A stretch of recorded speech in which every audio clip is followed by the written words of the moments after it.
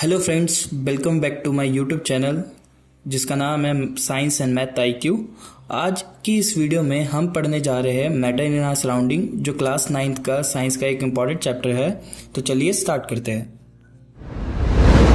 सबसे पहले हम बात करते हैं मैटर के बारे में। मैटर क्या होता है? कोई भी ऐसी चीज़ जो हमारे पास हो, जो जगह घेरे और जिसका मास हो, उसको हम मैटर बोलते हैं। जैसे कि table, chair, air, water, T etcetera.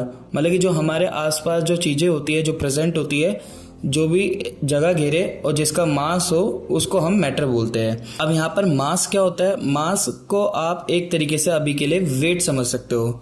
जो वजन होता है उसी को मास बोला जा रहा है यहाँ पर चैप्टर नंबर 1 के अंदर। तो जो भी चीज़ जो जगह घेरे और जिसका कोई ना कोई वजन होता है, उसको हम मैटर बोलते हैं। अब आगे बात करते हैं फिजिकल नेचर ऑफ मैटर के बारे में। जो मैटर होता है वो जनरली छोटे छोटे पार्टिकल से बने होते हैं, जिसे हम एटम बोलते हैं।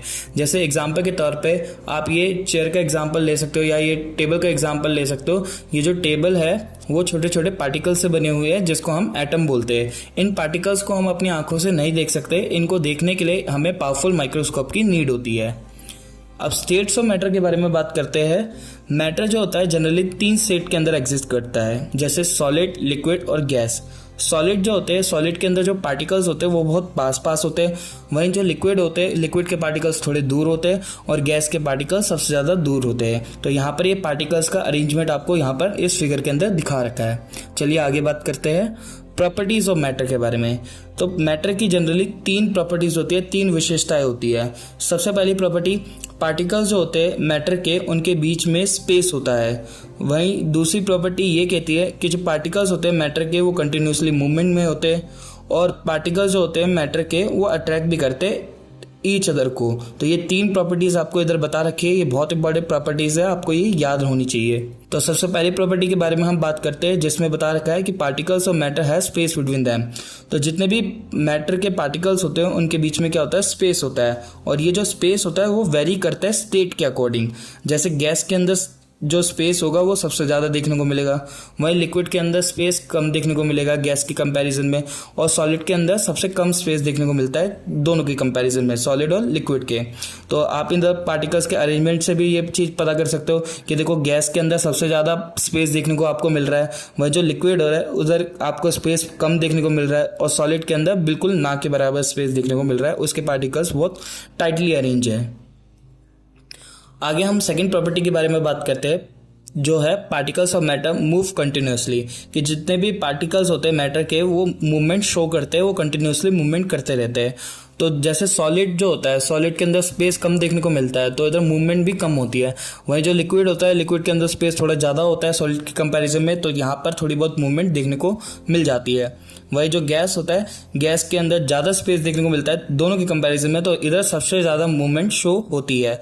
तो इधर आपको ये समझा रखा है कि गैस के अंदर सबसे ज़्यादा मूवमेंट होती है, देन लिक्विड के अंदर, और फिर देन सॉलिड के अंदर। अच्छा, पार्टिकल्स के मूवमेंट की वजह से इधर एक एनर्जी पोजेस होती है, जिसको हम काइनेटिक एनर्जी बोलते हैं। काइनेटिक एनर्जी एक्चुअली पार्टिकल्स के मूवमेंट की वजह से प्रोड्यूस होती है। और ये जो काइनेटिक एनर्जी है वो डिपेंड करती है टेम्परेचर पे, मैटर के टेम्परेचर पे। अगर मैटर का टेम्परेचर इंक्रीज करोगे आप, तो काइनेटिक एनर्जी भी इंक्रीज हो जाएगी पार्टिकल्स की। अगर मैटर का टेम्परेचर आप डिक्रीज करोगे तो पार्टिकल्स की जो काइनेटिक एनर्जी है वो भी डिक्रीज हो जाएगी। मतलब सिंपल सी बात इधर ये बता रखी है कि काइनेटिक एनर्जी जो होती है वो पार्टिकल्स के मूवमेंट की वजह से प्रोड्यूस होती है। और ये जो काइनेटिक एनर्जी अगर ज़्यादा होगी, अगर किसी मैटर के अंदर काइनेटिक एनर्जी ज़्यादा है, तो उधर आप ये रिलेट कर सकते हो कि वहाँ के पार्टिकल्स की मूवमेंट भी क्या होगी? ज़्यादा होगी। चलिए फिर आगे बात करते हैं। तीसरी प्रॉपर्टी बता रखी है, particles of matter attract each other. कि जो पार्टिकल्स होते हैं मैटर के, वो एक दूसरे को अट्रैक्ट करते हैं। जैसे यहाँ पर इधर क्या होता है? फोर्स ऑफ अट्रैक्शन होता है पार्टिकल्स के बीच में, ये एक दूसरे पर फोर्स लगाते हैं, जिसको हम फोर्स ऑफ अट्रैक्शन बोलते हैं। तो सॉलिड के अंदर ये फोर्स ऑफ अट्रैक्शन सबसे ज़्यादा देखने को मिलता है।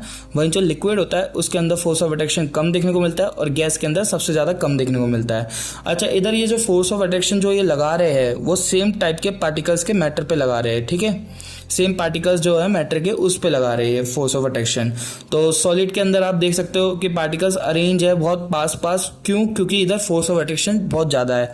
लिक्विड के अंदर ये पार्टिकल्स थोड़े दूर है क्योंकि यहाँ पर फोर्स ऑफ अट्रैक्शन कम है, और गैस के अंदर ये पार्टिकल्स बहुत ज़्यादा गैप मेंटेन करते हुए चल रहे हैं, मूव कर रहे हैं। तो क्योंकि यहाँ पर फोर्स ऑफ अट्रैक्शन बहुत कम है। तो ये इधर फोर्स ऑफ अट्रैक्शन का इधर आपको फ्लो बता रखा है कि सॉलिड के अंदर सबसे ज़्यादा होता है, लिक्विड के अंदर कम, फिर उसके बाद गैस के अंदर आता है फोर्स ऑफ अट्रैक्शन। तो the end, thank you for watching. आज के लिए बस इतना ही।